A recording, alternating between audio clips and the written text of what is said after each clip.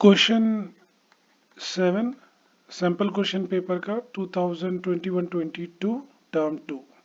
Okay, define wave front. Okay, तो इसकी हम लोग definition as you can see on your screen, it is defined as the continuous locus of all such particles of the medium which are vibrating in the same phase at any instant.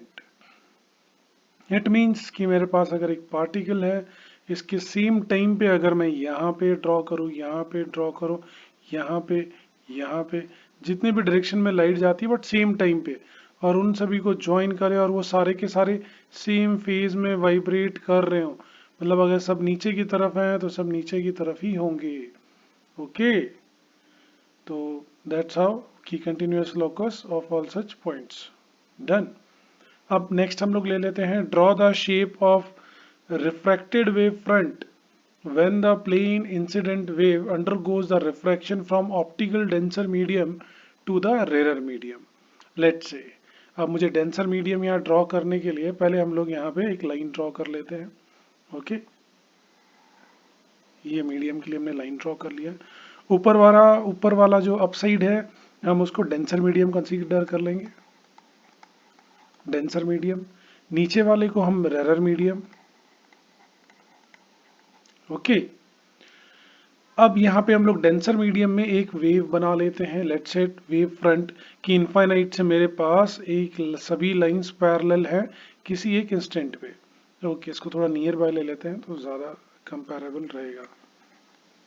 Okay, yes, तो ये सारे wave fronts मेरे पास यहाँ तक travel करके आए infinite से, ये भी ट्रैवल करके आया इनफाइनाइट से, ये भी ट्रैवल करके इनफाइनाइट पे, यहाँ पे सब सेम है, तो इसको हम लोग कह लेंगे इंसिडेंट वेव फ्रंट।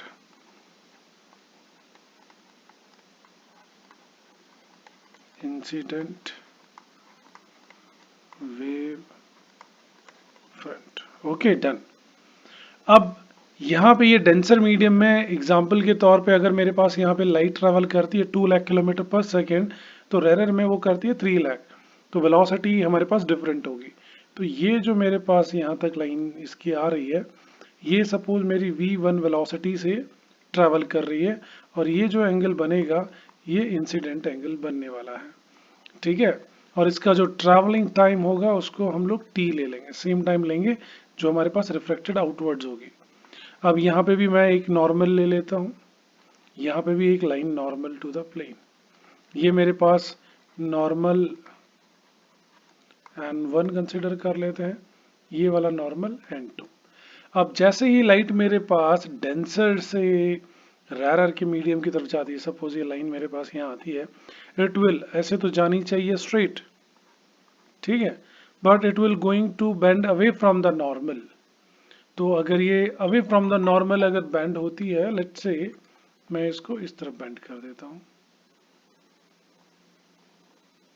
यहाँ पे इसका डिस्टेंस इसके कंपैरिजन में ज्यादा होगा क्योंकि मेरे पास यहाँ पे वेलोसिटी v2 है, और ये भी हम कंपेयर करते हैं velocity in rarer medium is greater than velocity in denser, तो ये कंडीशन हम लोग यहाँ पहले ही जस्टिफाई कर देते हैं।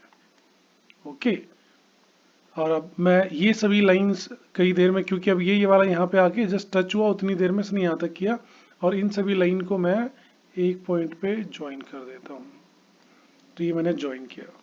तो ये वाली लाइन जो मेरे पास यहाँ पे आती है इसको रिफ्रैक्टेड वेव फ्रंट बोलेंगे।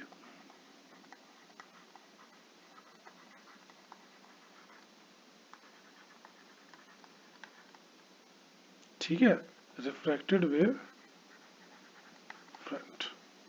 Okay, done.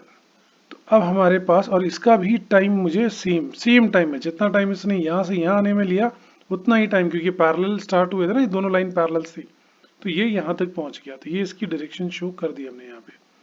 ये हमारे पास रिफ्रैक्टेड वेव फ्रंट, और इसका एंगल आ जाएगा मेरे पास r, ये I है, ये R है। इसको अब चलो लेबल भी कर देते हैं हम लोग फटाफट। ये मेरे पास A है, ये मेरे पास B है, ये C है, ये D है, क्योंकि नेक्स्ट हमारे पास है hence prove the Snell's law of refraction. अगर रिफ्रैक्शन का स्नेल्स लॉ प्रूव करना है तो अब हम इस डायग्राम को देख के फटाफट प्रूव कर देते हैं, क्योंकि स्नेल्स लॉ हमें पता है। क्या प्रूव करना है स्नेल्स लॉ? कि मेरे पास साइन आई, ठीक है, साइन आई क्या होता है? Perpendicular upon hypotenuse. तो ये मेरे पास आई इंसिडेंट है और ये मेरे पास 90 डिग्री है, तो इसको हम हाइपोटेन्यूज बोलेंगे और इसको परपेंडिकुलर बोलेंगे। तो I can write over here that is sine I equals to, ठीक है, साइन आई। अब मैं यहाँ पे क्या लिख सकता हूँ? That is B to C वाली line and A to C. B to C को हम लोग क्या बोलेंगे? Velocity 1 into time. A C मेरे पास हाइपोटेन्यूज है, as it is A C रखते हैं। ओके, सेम वे अब मैं यहाँ पे रखता हूँ साइन आर। ये मेरे पास रिफ्रैक्टिव, तो ये मेरे पास 90 डिग्री आएगा, ये हाइपोटेन्यूज होगा, ये मेरे पास उसका परपेंडिकुलर होगा, ये बेस होगा। तो साइन आई परपेंडिकुलर अपॉन बेस, तो sorry perpendicular upon hypotenuse. Perpendicular मेरे पास रहेगा ए डी, हाइपोटेन्यूज मेरे पास रहेगा यहाँ पे ए सी। ओके, तो मेरे पास इसकी भी वैल्यू आ गई। नाउ अब इनकी वैल्यूज हमारे पास है according to the Snell's law. Okay, that is sine I by sine R. तो यहाँ लिख लेते हैं हम लोग, that is sine I upon sine are equals to, तो साइन आई की वैल्यू क्या थी? v1t बाई ए सी, और इसकी ए डी की वैल्यू को हमने यहाँ पे क्या कंसिडर किया था? That is a two D is v2, इसको भी हम लिखना रह गया, that is v2t by A C. तो यही चीज़ को मैं यहाँ लिख सकता हूँ। ओके, एग्री करते हैं, that is v2t by A सी। दोनों का डिनोमिनेटर है, डिनोमिनेटर से डिनोमिनेटर मेरा कैंसिल आउट हो जाएगा, तो मुझे यहाँ पे वैल्यू क्या मिल जाएगी? That is v1t upon v2t। दोनों ने सेम टाइम लिया था, तो मैं टाइम को भी कट कर सकता हूँ। तो इन दोनों का कट करने के बाद lastly that is v1 by v2, और इसको हम लोग रिफ्रैक्टिव इंडेक्स के साथ बोलते हैं, that is refractive index 1 with respect to 2। और यही हमारे पास स्नेल्स लॉ है। अगर मैं इन तीनों वैल्यूज को, इंपॉर्टेंस वाले उसको साथ में लिखूं स्नेल्स लॉ के पॉइंट ऑफ व्यू से, तो हम लोग लिख सकते हैं sine I by sine are equals to mu 1/2। इस 2 को समटाइम इधर भी लिखते हैं, या फिर velocity 1 upon velocity 2। Okay, hence proved. I hope आपको ये समझ में आया होगा। Thank you.